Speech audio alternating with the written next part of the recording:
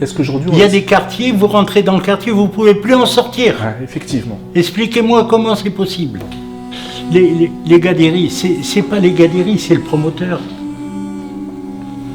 Il y a eu une idée folle là, au-dessus de la montagne. Là. Il devait faire un centre d'animation fabuleux. À Galande.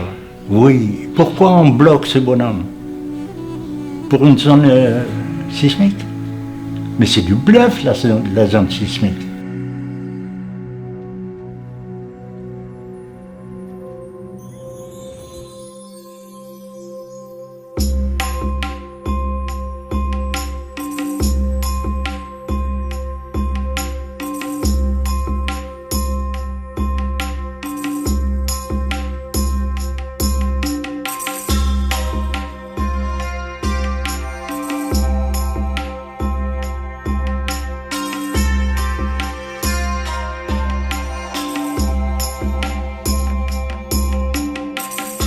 Alors, qui êtes-vous, monsieur Coco Polizzi?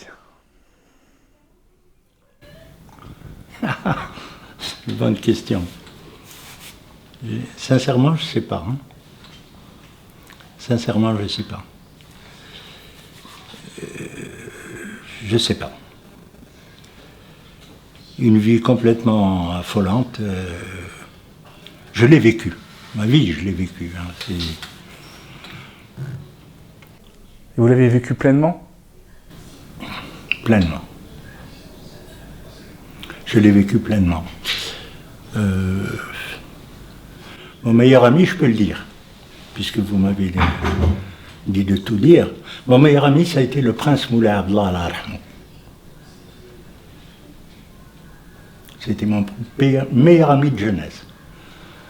On s'est pratiquement quittés, mais on se voyait aux anniversaires des enfants, tout ça, mais on s'est quittés en 62. Mais de s'en arriver à 62, on ne s'est pas quittés. Je roulais même avec sa voiture qu'il m'a offert, un petit peu, Jaguar. Hein. Donc j'ai vécu une vie de rêve, quoi, une jeunesse de rêve. Donc vous êtes né à Rabat? Oui. En quelle année? 41. 1941. Né, mort. Mort-né. Baptisé mort. Mon vrai nom, c'est Beato Salvatore. Béni Sauveur. Mon frère m'a enroulé dans un chiffon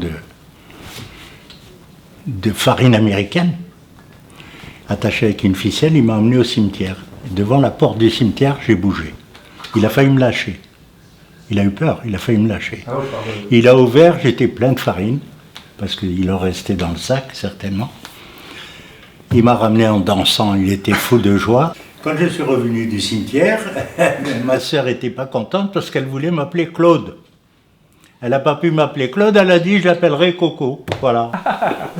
Eh ben c'est incroyable. Dans la même heure, j'ai été baptisé 2 fois, quoi. Et depuis quand vivez-vous à Agadir? Depuis 70. Et qu'est-ce qui vous a amené à vous installer à Agadir? C'était la mort de mon père, en fait, et des histoires de famille. Je préfère pas en parler. Des histoires de famille, d'entreprise, familiale, de gros argent, voilà. Et votre père, il était dans quelle activité? Bâtiment, bâtiment, constructeur. Donc vous avez... On avait la plus grosse société au Maroc à l'époque, quoi, de bâtiments. Wow. Non, là c'est 9000 pierres. 9000 pierres. 9000 pierres pour faire... Pour 1 mètre carré. 1 mètre carré. Et ça demande combien de temps de travail? À 2, ils font 1 mois et demi, 2 mois, ils font le plateau. 2 mois de plateau. Et tout ça, c'est votre œuvre.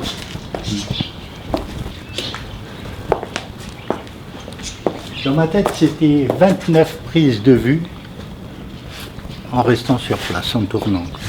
Pouvoir faire 29 prises de vue valables. Pour conceptualiser cette médina. Dans mon esprit, dans votre c'était esprit. Ça. Donc avant tout, tout ce qu'on va voir là dans le passage, tout ce petit village, ça a été conceptualisé avant dans votre tête. Bien sûr. En 29...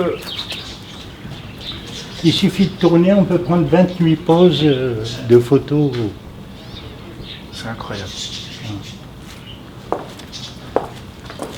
Ça, c'est des murs de pierre qui sont d'abord construits et sculptés après. C'est-à-dire, on monte le brut et on sculpte après. C'est pour ça qu'il y a une perfection dans la sculpture. Vous êtes venu à Agadir dans les années 70, vous m'avez dit. 70. Pourquoi? Et donc c'était une étape, vous êtes arrêté ici parce qu'on m'a dit que vous avez eu des soucis avec votre famille, donc c'était une sorte d'exil. Oui, je me suis exilé seul. Seul, vous êtes venu seul. Et comment vous avez trouvé cette ville d'Agadir? J'ai trouvé la ville d'Agadir, de toute façon, parce qu'à Agadir en 1970, il ne fallait pas parler d'Agadir à personne. À Rabat, il ne fallait pas en parler. Parce que c'était où le bon Dieu avait perdu ses babouches. Hein? Et il fallait, c'était trop loin, c'était Agadir, on n'en voulait pas. On ne voulait pas. Personne. Et j'ai tout découvert, moi, en 70, en arrivant. L'État offrait les terrains pour faire les hôtels et tout ça, on offrait tout. Mais c'était l'Eldorado. Vous savez, Agadir existe grâce à Haji Yahya bin Eddar, je vous donne son nom, le patron de Sango. Oui, c'est le Sango. je pense. C'est ça? Oui. Haji Yahya, j'ai travaillé pour lui, c'est moi qui ai fini ses hôtels. J'ai fini le Sudbaya, j'ai fini le Sango. Ça a été ourdé au mortier de ciment. Mais dans toute la région d'Argana, tous ces villages-là, ils construisent comme ça des immeubles de 4-5 étages, sans ciment, que des petites pierres, les unes sur les autres. Mais les murs font 70-80 d'épaisseur. Mais il n'y a pas de liant. Ok, parfait. Et là, vous avez un artisan qui travaille ici? Un artisan qui travaille. Ah, venez vous présenter. Il est avec vous dès le départ? Dès le début. Bonjour monsieur. Monsieur, comment ça va? مساء عليك كل شيء بخير صافا الحمد لله الله يبارك الله السلام عليكم مساء مساء بخير مرحبا مرحبا بكم مساء بخير مساء عليكم. Donc monsieur, c'est un cordonnier. Oui. Et vous fabriquez des babouches. Des babouches. Babouches berbères. Avec les matières premières, toujours. Toujours les pas. Par exemple, les babouches comme ça. Oui. Je les fais avec 3 pots différents. 3 pots différents. Ça, c'est le deuxième, c'est pour ici. Oui. D'accord. Ça, c'est le pot de chèvre. D'accord, au tige. Dedans, on met le pot de mouton parce que le pot de mouton est doux. D'accord. Oui. La semelle ici, c'est un pot de dromadaire. Parfait. Et la couture, ça se fait à main, pas à la machine. La couture, on la fait à la main. Ça, c'est berbère. Les motifs là aussi, c'est des motifs berbères. On fait toujours à la main. D'accord. Okay, ça, c'est berbère.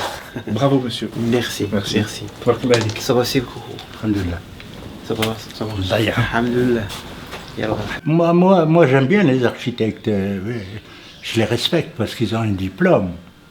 Hein? Mais encore. J'ai eu beaucoup de problèmes avec eux. J'ai eu beaucoup de problèmes avec les Pourquoi? C'est parce que vous êtes un personnage qui prend beaucoup d'espace? Sans le vouloir. Sans vouloir. Sans vouloir. Je ne m'en suis pas rendu compte. Mais quand je philosophie... disais quelque chose, c'était juste. Et ça dérange. Et ça dérange toujours, quoi. C'est ça le problème. C'est ça le problème. C'est pris pour de l'arrogance? C'est pris peut-être pour de l'arrogance. Oui. Je pense. Je pense. La nouvelle génération de Gadiri, les trentenaires, les quarantenaires, la nouvelle génération, vous connaît ou vous associez à la Médina. Oui. Donc la Médina, est-ce que c'est votre plus grosse œuvre? Oui, fier pour ce que j'ai pu réaliser avec tous mes gosses, là. Là, je suis fier. Pour les murs et tout ça, c'est d'une simplicité. Il n'y a rien de plus simple que de faire ça. Seulement, on ne sait plus le faire.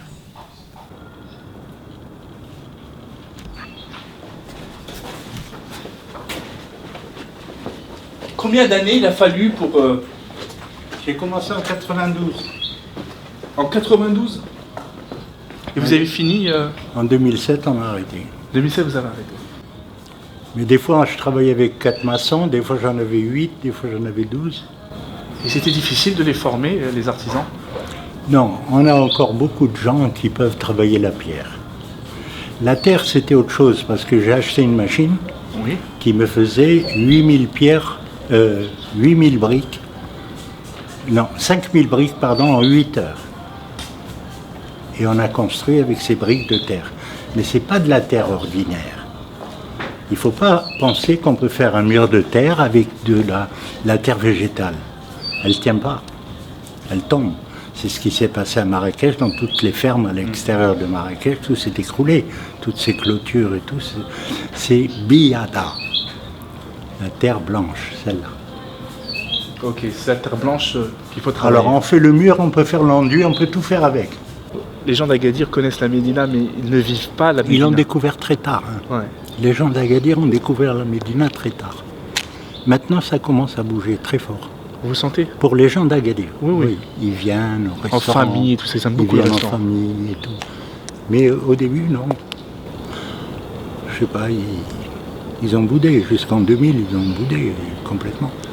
Les puristes berbères ne vous ont-ils pas reproché ce mélange de style à la Médina? Parce que c'est un village berbère, il est montré comme un village berbère, mais on sent qu'il y a votre personnalité, il y a tout votre patrimoine historique, votre histoire, vous êtes italien, on sent tous vos voyages, ça, c'est pas que berbère. Mais berbère c'est quoi? Est-ce que berbère c'est pas un mélange déjà à la base? Alors je vais vous apprendre quelque chose certainement. Les pharaons étaient berbères.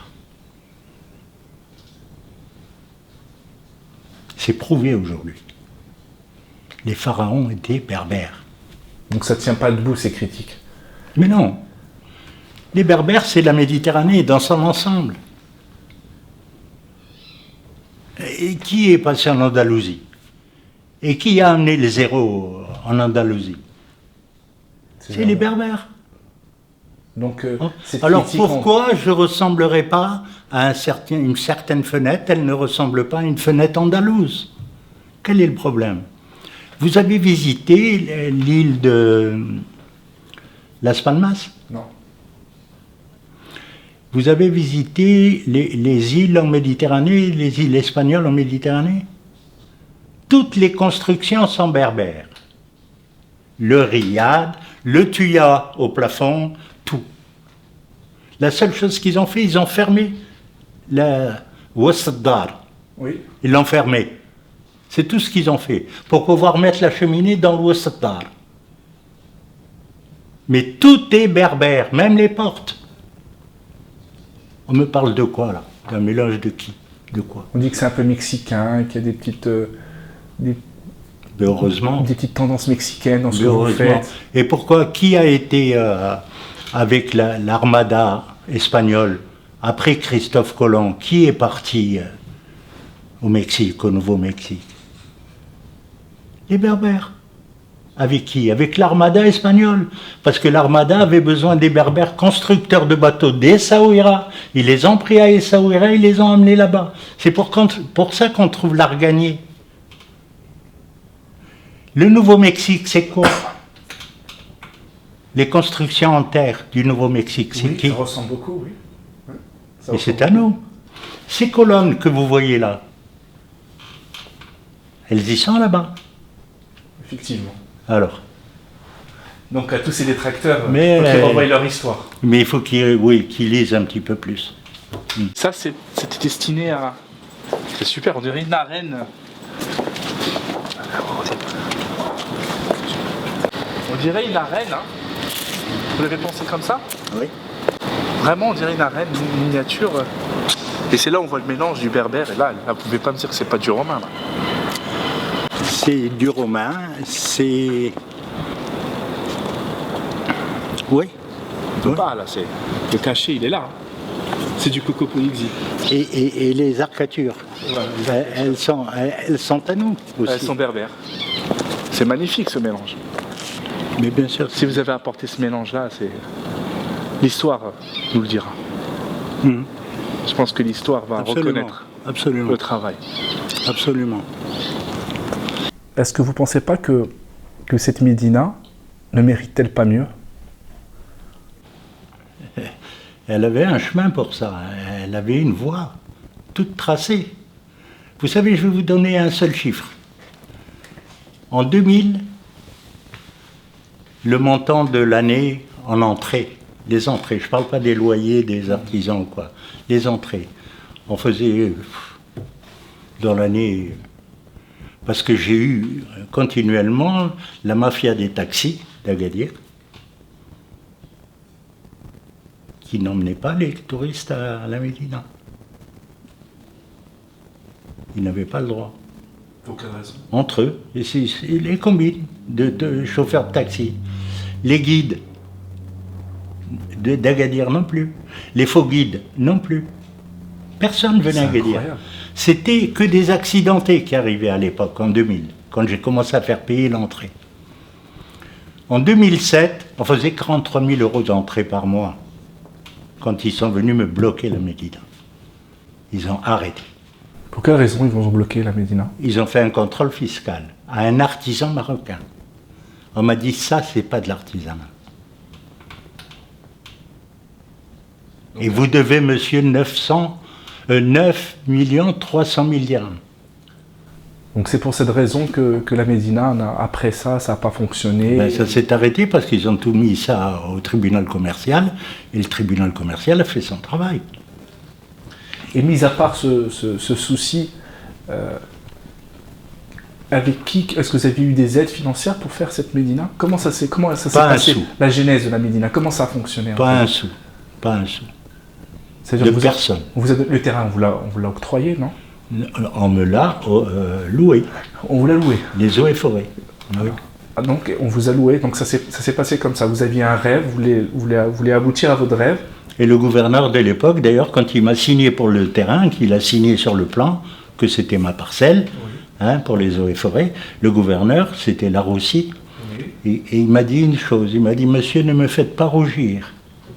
Personne n'y croyait.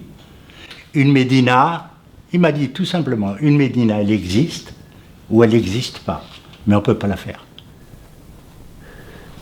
Elle existe ou elle n'existe pas, ou on ne peut pas la faire. Voilà. Donc vous avez démarré avec ça. Oui. C'est intéressant ce que vous dites parce que moi, quand j'ai préparé l'interview, je me suis dit, cette Médina, il lui manque l'essentiel. Ça, c'est à titre personnel. Je me suis dit, mais il n'y a pas de gens qui y vivent. Non.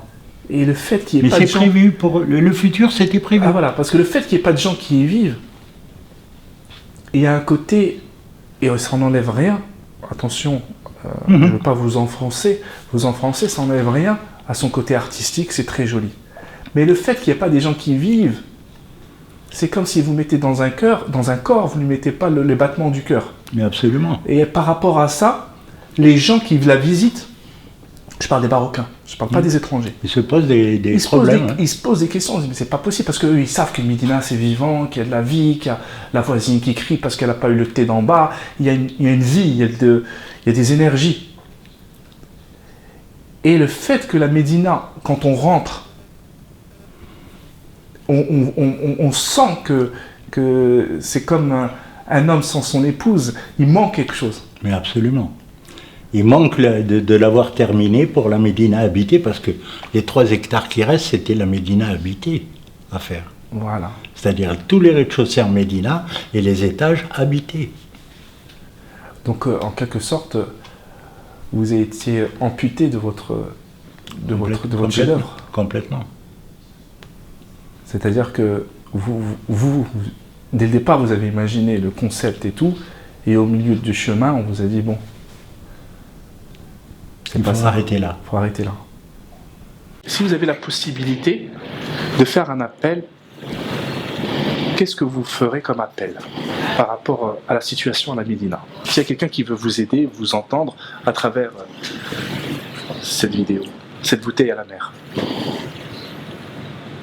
Un appel? Oui, un appel, quelque chose qui vous permettra de finir votre Médina et de terminer la dernière signature de votre œuvre. Si ce quelqu'un est capable de me donner 2 chefs chantiers avec moi, pour sa sécurité, pour que je puisse apprendre à ces chefs chantiers, le peu de temps qui me reste, je ne sais pas combien de temps, leur enseigner la formule de construction, je lui souhaite de prendre la Médina. Mais s'il me donne, c'est de bonhomme. Parce qu'il faut fermer de bonhomme. Donc pour vous, c'est cette transmission que vous voulez pas qu'elle s'efface après votre, J'espère. votre départ. J'espère. Sa Majesté a décidé de retaper tous les Ksars du royaume et toutes les Casbahs du royaume. Il a décidé de retaper tout ça. Mais pour retaper tout ça, il faut du monde. Et les qualifier. Pas n'importe quoi. Parce qu'ils ont retapé des Casbahs, on peut voir les vidéos, on peut voir tout ça. C'est scandaleux ce qui se passe. Il faut une certaine méthode de travail. Et aujourd'hui, vous pensez qu'ils n'ont pas. Ils ne sont pas. Non. Non, malheureusement, non. Et comment voyez-vous aujourd'hui la population d'Agadir, le fait qu'Agadir s'est transformé ces 15 dernières années? Et vous êtes témoin de l'ancien Agadir de la catastrophe. Et du nouveau Agadir. Je suis témoin de la catastrophe. Pour vous, c'est une catastrophe? Bien sûr. On n'a pensé à rien, on a pensé à prendre le moindre mètre carré. On n'a pas pensé aux enfants, on n'a pensé à personne. À personne.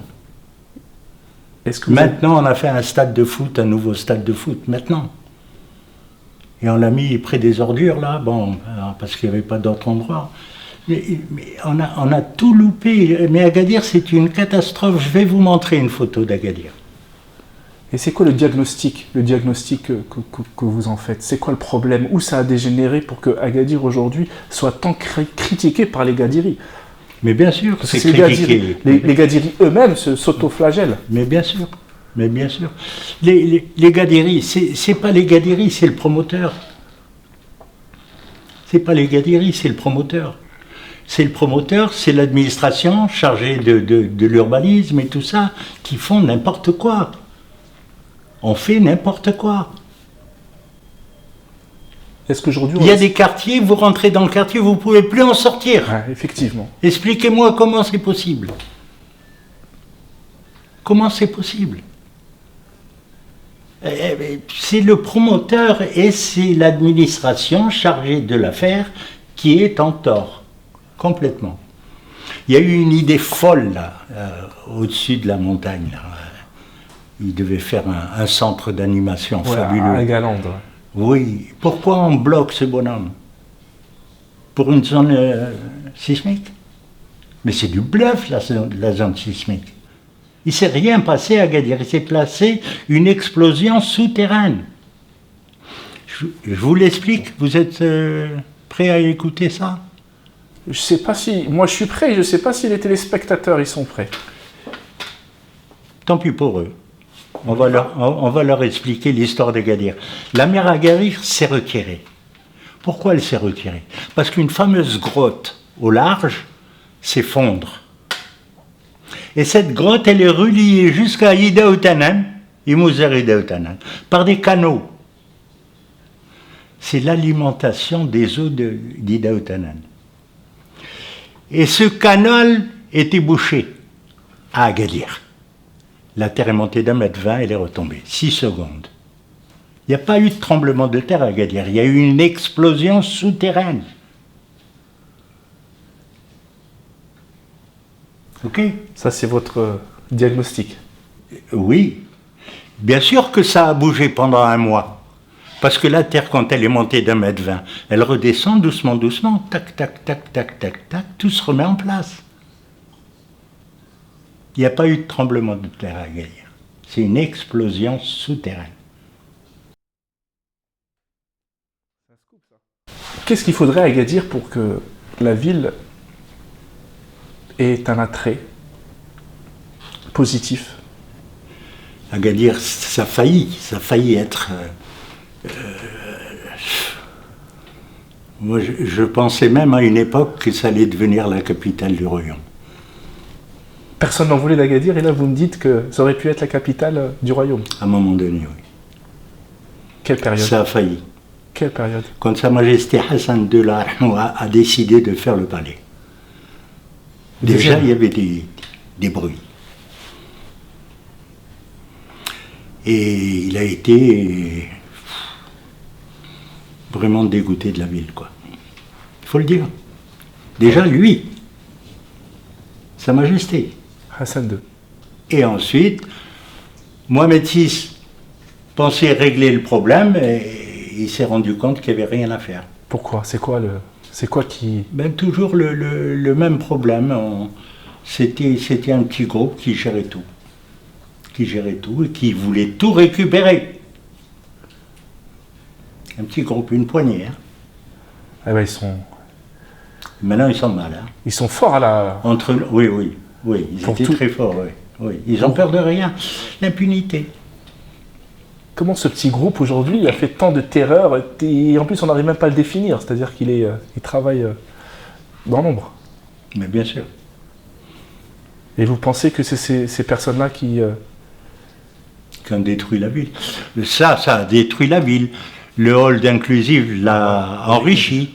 Voilà. Il y C'est- avait tous les ingrédients pour.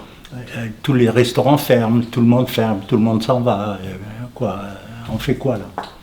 On fait quoi quand une ville comme Marrakech, on ne sait plus où mettre le monde? On ne sait plus où les mettre. On ne sait plus trouver des terrains pour construire des riads. Mais Marrakech, c'est un monde fou. Est-ce qu'il n'est pas devenu un peu trop fou, Marrakech? Non, il faut laisser comme ça. C'est fabuleux. C'est fabuleux, ça va continuer. Il faut créer des îlots maintenant. Il faut se calmer à Marrakech et commencer à créer des îlots. Et le Maroc est un désert. On a toute la place qu'il faut pour créer des îlots intelligents. Quel est le déclencheur qui pourrait amener la destination Agadir vers le haut?